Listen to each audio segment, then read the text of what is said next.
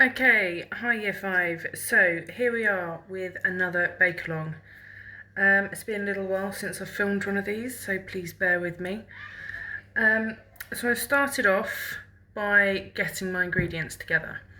So I've got plain flour, I've got my yeast, I've got salt, I've got some olive oil, and I'm going to go and pick some rosemary just before I need it.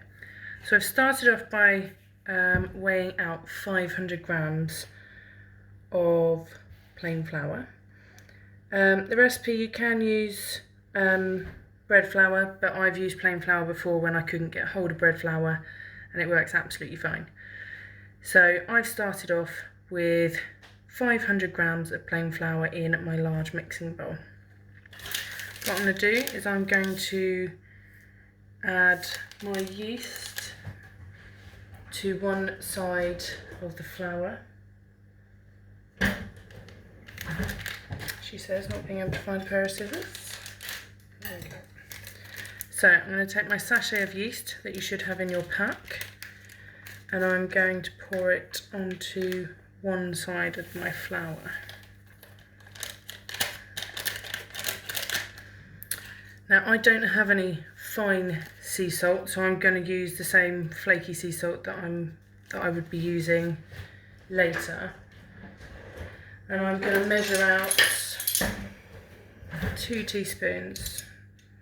So I've got my teaspoon measure, and I'm going to put 2 teaspoons on the other side of my flour.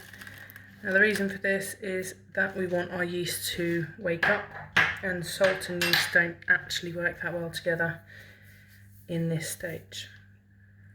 So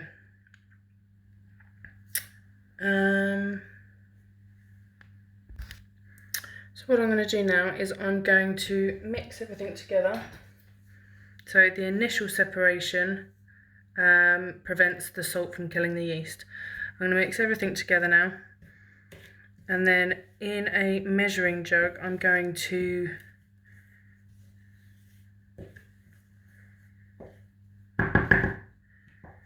pour out some previously boiled water. So this was boiled about half an hour ago, if not a bit longer, so it's not hot water anymore, it's just lukewarm.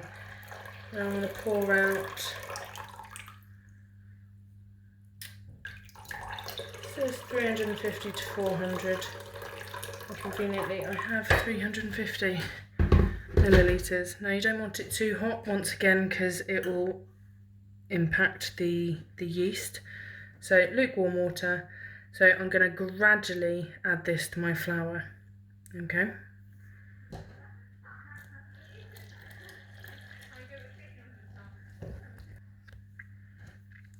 I say gradually, and then I went and poured it all in, got distracted by something shiny clearly.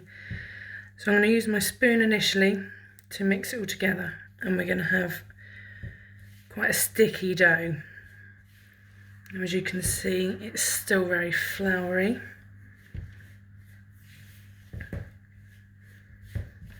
So to combat this flouriness, I'm going to add a little bit more water in a minute. But before I do that, I'm going to add 2 tablespoons of my oil. Once again, I've got my measuring spoons, and I'm going to pour a couple of tablespoons of oil into my mixture.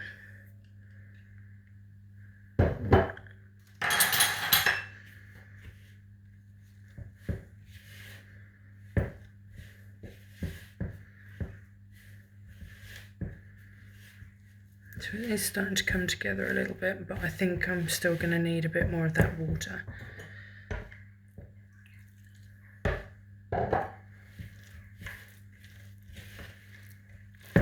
Keep mixing.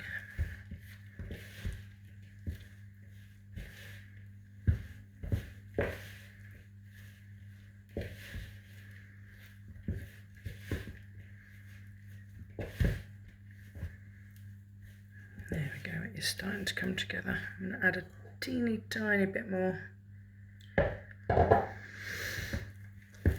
just to get all those bits that are struggling to bind at the bottom.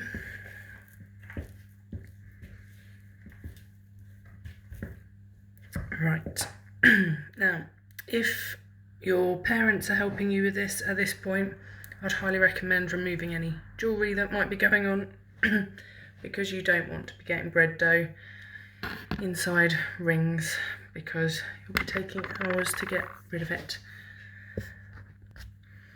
So now I'm going to flour my surface. So I've just brought my chopping board out and I'm going to cover it in flour.